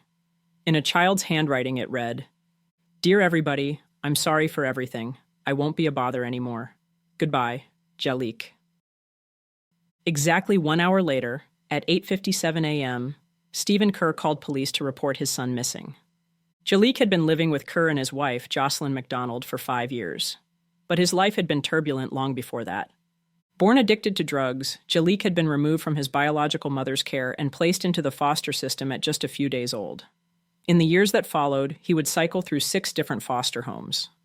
Those who knew him described a complicated child, brilliant, clever, even funny, but one who carried obvious emotional scars. For 4 years, Jody and Larry Schoen were Jaliek's foster parents. They loved him. They hoped to adopt him. But as he grew older, his behavior became increasingly difficult to manage. One day, when Jaliek was just 7 years old, he attacked their daughter without warning. Heartbroken, the Schoens made the painful decision to remove him from their home. Jaliek was eventually placed with the Kerr-McDonald family: Stephen, Jocelyn, their 3 biological sons, and 1 adopted daughter. But his new home brought little peace. Stephen Kerr and Jocelyn McDonald described Jaliek as volatile, a child prone to explosive, violent outbursts that terrified the other children in their home. They said they lived in fear of him, and that his behavior was spiraling beyond their control. But the environment Jaliek was living in was unusual even by unconventional standards. Tucked away in rural New York, the family home had no running water. They used outhouses instead of toilets. Electricity came from a gas-powered generator, running just a few hours each day. The couple said it was all part of a conscious choice to live off the grid for the sake of the planet. But it wasn't the remote lifestyle that concerned people most. It was what was happening inside the house. Despite his troubling behavior, Jaliek wasn't receiving therapy. He wasn't on medication. There was no visible plan to support his mental health. Then just 9 days before Jaliek disappeared on October 23, 2007, Stephen Kerr picked up the phone and called a crisis hotline. He said Jaliek had become unmanageable. He'd allegedly threatened a younger child in their homeschool group. Jocelyn, he said, was afraid. She wanted Jaliek out of the house. Kerr even asked to reverse the adoption, but was told that legally it couldn't be undone. The only option offered was respite care, a short-term placement in a familiar, stable home. That's how Jaliek ended up with Tom and Elaine Person, trusted former foster parents who had once cared deeply for him. He stayed with them until November 1st.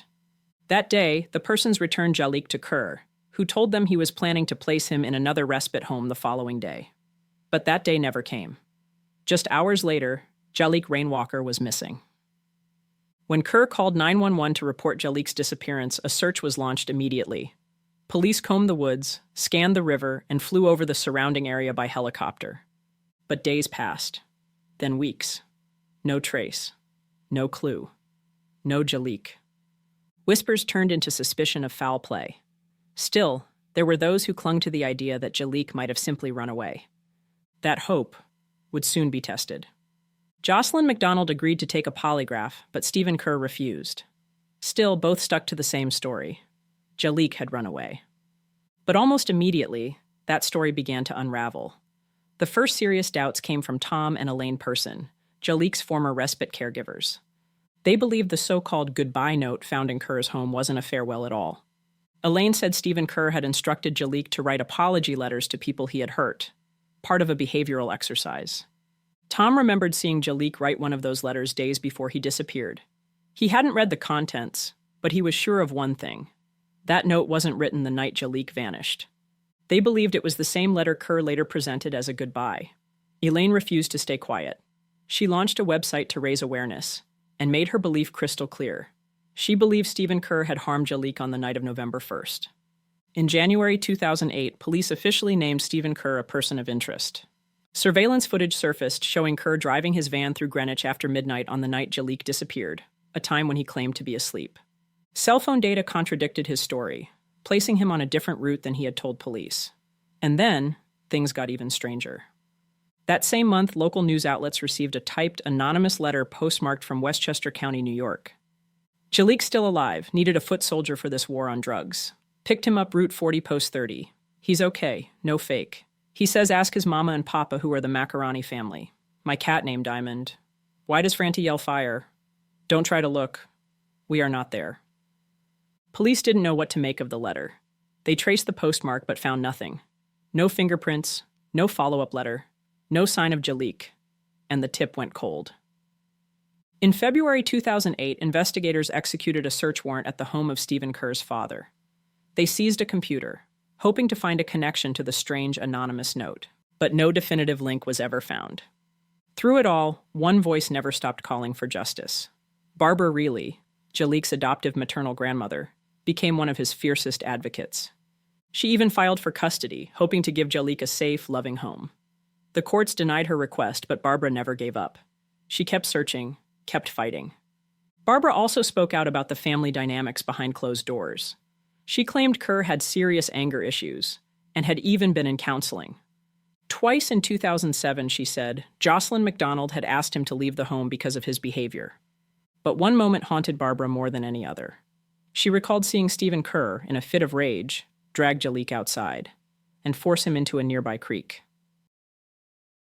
The investigation would go quiet. For years, no arrests, no breakthroughs.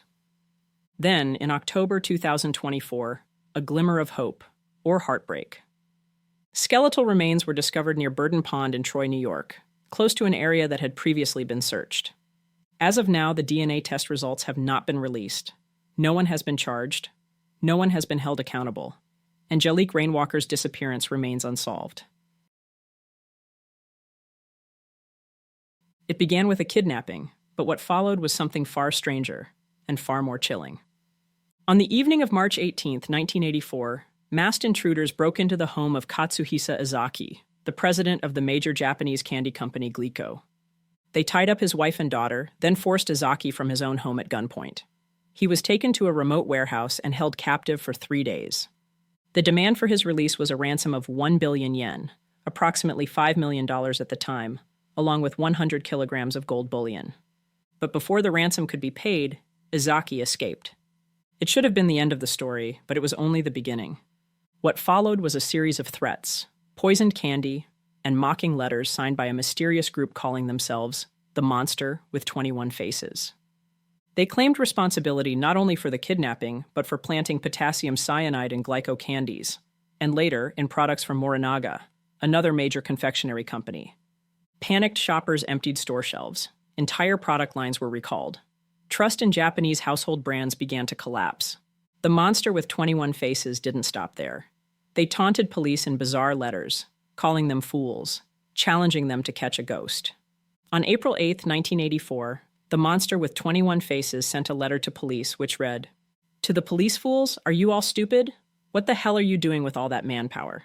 If you're professionals, then come on, catch us. We'll give you a hint since you're so handicapped.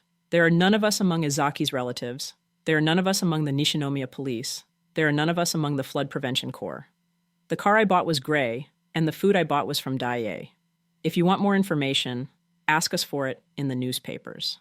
After telling you all this, you should be able to catch us. If you can't, then you're just tax leeches. Shall we kidnap the head of the prefectural police too? The next threatening letter arrived at the Tokyo home of Morinaga Dairy Vice President Mitsuo Yamada on November 1st, 1984. To President, you saw our power, didn't you? If you disobey us, we will destroy your company. You will get killed. Decide whether you want to give us money or do you want to see your company destroyed. Tell us in the Mainichi newspaper on either the 5th or 6th of November. Use the missing persons. Use these words in the reply. Jiro, Morinaga, mother, police, bad friend, money, meal. As we said before, we want 200 million yen. Monster with 21 faces. Despite enormous media attention and one of the most intense manhunts in Japanese history, the group was never caught. Surveillance footage caught a man now known as the Fox-Eyed Man, believed to be one of the ringleaders, but he was never identified. Every lead ended in a dead end. The toll was devastating. In 1985, the superintendent of the Shiga Prefectural Police, Shoji Yamamoto, took his own life. He left behind a note apologizing for failing to bring the criminals to justice. Shortly after, the monster with 21 faces released one final message. Yamamoto of Shiga Prefecture Police died. How stupid of him. We've got no friends or secret hiding place in Shiga. It's Yoshino or Shikata who should have died. What have they been doing for as long as 1 year and 5 months? Don't let bad guys like us get away with it. There are many more fools who want to copy us. No career Yamamoto died like a man. So we decided to give our condolence.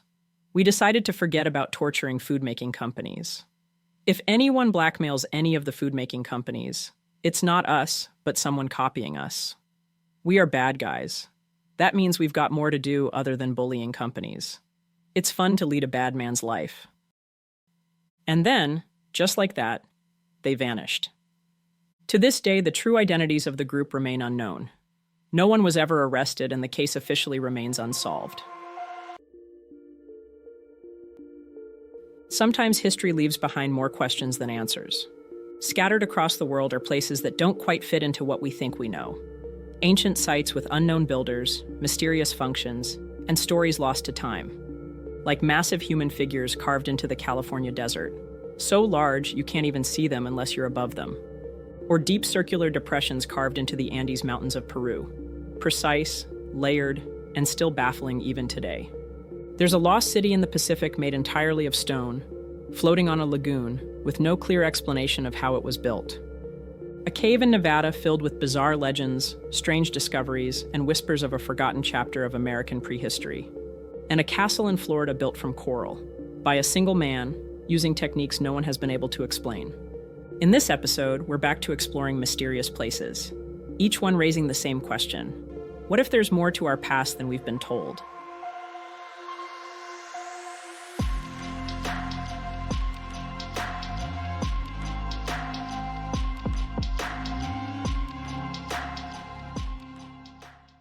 Just west of the Colorado River, in the southeastern California desert, you'll find something unexpected. Not ruins, not buildings, but something even stranger. Giant figures carved right into the earth. They're called the Blythe intaglios, and unless you were looking for them, you'd probably never even know that they were there. From ground level, they blend into the dust and dry earth. But once you go even just a few hundred feet up, they reveal themselves as massive geoglyphs. They were discovered completely by accident back in 1931. By a pilot flying overhead. Before that, no one really knew they were there. No written records exist. No known tribe or culture has ever claimed them. Radiocarbon dating and contextual clues suggest they could be at least 1,000 years old, possibly created by the ancestors of the Quechan or Mojave peoples. But no one knows for sure. Here's the strange part. There are no blueprints, no tools, no written explanation that has ever been found. And yet, these massive figures weren't carved with complex machinery or advanced technology. The method was surprisingly straightforward, but also incredibly intentional. The top layer of desert stone was carefully removed to reveal the lighter earth underneath, forming huge, precise outlines. It's a technique called negative geoglyphing, and while similar creations exist, like the famous Nazca lines in Peru, finding them out here, in the quiet emptiness of the California desert, only raises more questions than answers. One of the human figures appears to be in a dancing or ritual pose, arms outstretched to the heavens, as if calling for something or someone. Another lies perfectly aligned with the winter solstice sunset, suggesting an advanced understanding of astronomy. There are other figures of humans, animals, and abstract shapes, some measuring over 200 feet long. Whether they were meant as sacred symbols, ceremonial markers, messages to the gods, or to beings in the sky, we may never know. Well off the beaten path to Machu Picchu, high in the Andes of Peru, there's a spot that's equal parts stunning and strange. It's called Moray, and at first glance it looks like a giant green amphitheater carved into the earth. But look a little closer, and you realize it's not for concerts or crowds. It's something else entirely. The site is made up of huge circular terraces, layered like a spiral staircase heading underground. Some parts are nearly 100 feet deep, and each ring forms its own microclimate. In fact, the temperature can change by nearly 30 degrees from top to bottom. That's no accident. Most archaeologists think Moray was a kind of agricultural lab for the Inca, an experimental farm where they tested crops at different altitudes to see what grew best where. Corn, potatoes, quinoa. The staples that helped power one of the biggest empires in the ancient world may have been fine-tuned right here. But there's more to it than farming. Some say the design is just too perfect. The symmetry, the depth, the way it draws your eye downward, like it was meant to pull you in. Some believe it had spiritual meaning, maybe even cosmic. A place where rituals were held to honor Pachamama, the Andean earth goddess. But the biggest question about Moray is still unsolved. How did the Inca understand climate manipulation on such a granular level? Was it all observation, or something passed down from a civilization even older than them? Whatever the answer, Moray leaves you wondering. Was it a place of science, a place of spirit, or possibly both?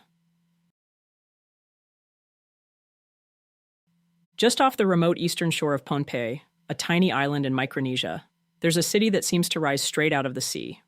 It's called Nan Madol, sometimes referred to as the Venice of the Pacific, a hauntingly beautiful ruin made up of nearly 100 tiny man-made islets, all stitched together by a grid of narrow canals.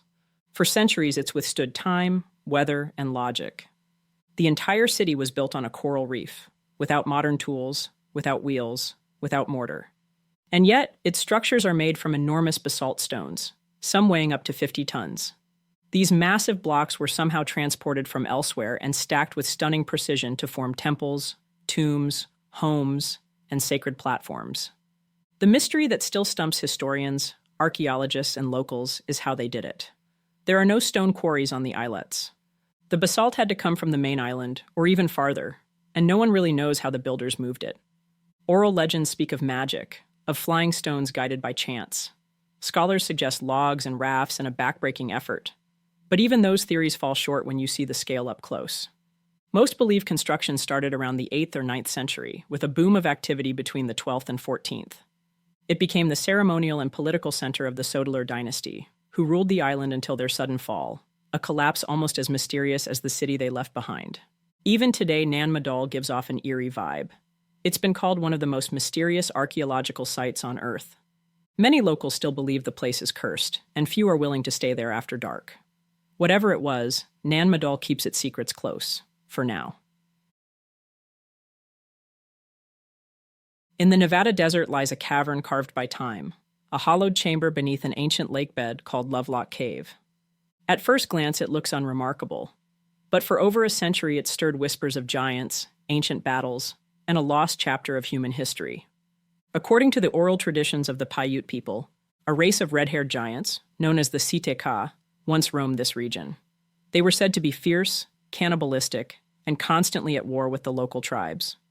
Until one day when the tribes had enough. They drove the giants into this very cave and set it on fire, sealing them inside forever. To many it was just a myth, a cautionary tale passed down through generations. But in the early 1900s, miners harvesting bat guano came across something strange. Deep within the cave, they found hundreds of ancient artifacts, including tools, duck decoys, and human remains. Even stranger was that some of the skulls appeared unusually large, and some had red hair.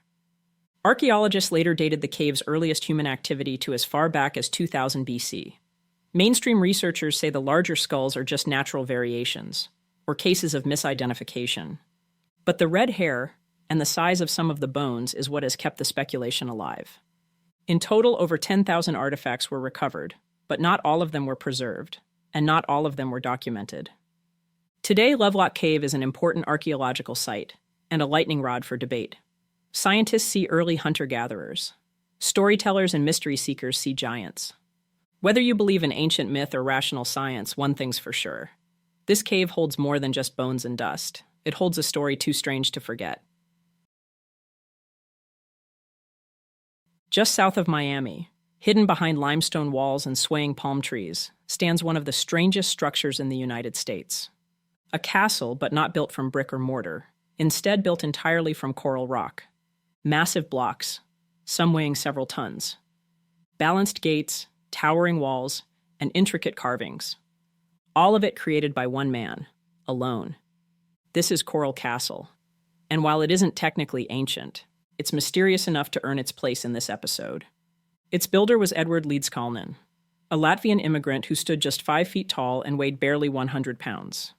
And yet, between 1923 and 1951, Ed moved, carved, and placed over 1,100 tons of coral rock, without the help of modern tools or anyone else. He never let anyone see him work. Neighbors swore they saw coral blocks floating in the air or heard the sound of cutting stone in the dead of night, with no equipment in sight. When asked how he did it, Ed would just smile and say, "I understand the secrets of the pyramids." He hinted at mastering the laws of weight and leverage. Others believe he may have tapped into magnetic forces, or some long-lost technology. There are even whispers of anti-gravity. Outlandish, maybe, until you see it for yourself. One of Coral Castle's most famous features is a 9-ton revolving gate, so perfectly balanced it could once be opened with just a fingertip. When it stopped working in the 1980s, engineers dismantled it, only to find it had been precisely set on a metal shaft and bearing, with no record of how Ed pulled it off. According to Ed, Coral Castle was a tribute to his lost love, a woman he called his Sweet 16, who had broken off their engagement back in Latvia. He never married, never moved on. Instead, he poured decades of heartbreak, brilliance, and mystery into this strange and beautiful fortress. And when he died in 1951, he took every secret with him. Today, Coral Castle still stands, open to the public and open to interpretation. Was it the work of a reclusive genius, a man with forgotten knowledge, or a reminder that even in modern times, some mysteries feel timeless? Thank you for joining us for another episode of Fireside Unsolved. If you haven't already, please like and subscribe to help the channel grow. Until next time, take it easy and be easy, you filthy bastards.